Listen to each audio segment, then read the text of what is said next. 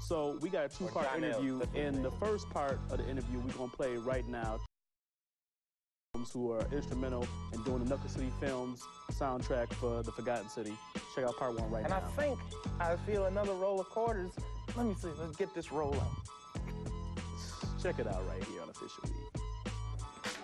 All right, y'all, got Dirty Backpacks. Normally, Coles is doing the interviews, but for whatever reason, he's chasing girls. I don't know what he's doing today.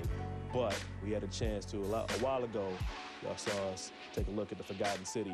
But The Forgotten City got a soundtrack coming out, so I'm sitting here with the producers right here, super producer Thugzman, super producer Shay over here. First of all, let me ask y'all this. How did y'all get involved in the soundtrack in the first place?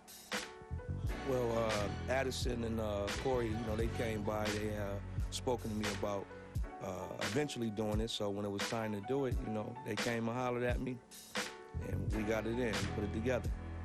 Now, did y'all handle, like, the bulk of the production and the artistry on the soundtrack? Yeah, pretty much. I mean, he came to me, after they pitched a little idea for the soundtrack. He came to me and said, well, we're going to do this whole, explained everything that we was doing, so basically we just, it's really nothing. It's not difficult, so it's hard to explain it, but it's nothing to it. So we just sit down and do what we do. Pretty much, how many tracks we do? I think you did 6, I did 5, and there was a couple other producers. We had Mossberg. Mossberg Records produced their own track. But for the most part, we did it, and Tony Robinson did the gospel. My man Jesse Miller. Shout out to my man Jesse Miller. You know what I mean? They did the gospel joint. So we all put it together. Me and Thugs mainly overseeing, along with some of our artists, overseeing the whole project and did the executive production thing of what should go and what shouldn't go.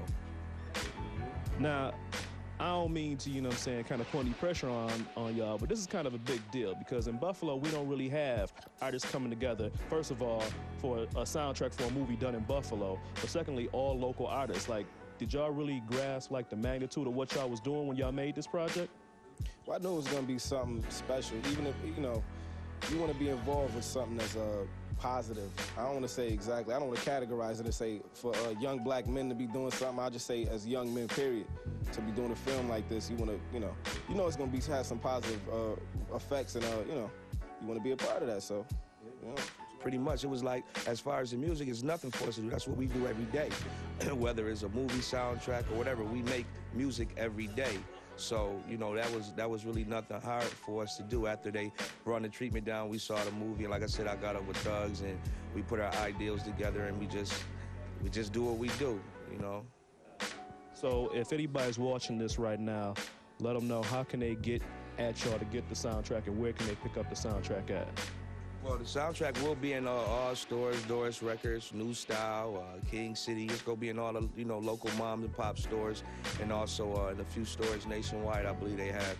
For the most part, Knuckle City pretty much handled that. We did the music, but it's going to be in a lot of places. It's going to be very big. I was very pleased with the soundtrack.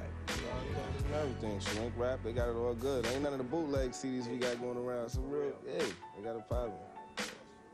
All right, cool. We're going to catch up with Addison, Corey, and the rest of the Knuckle City people, and we're going to get a chance to talk to some of the artists on the soundtrack. So keep it locked.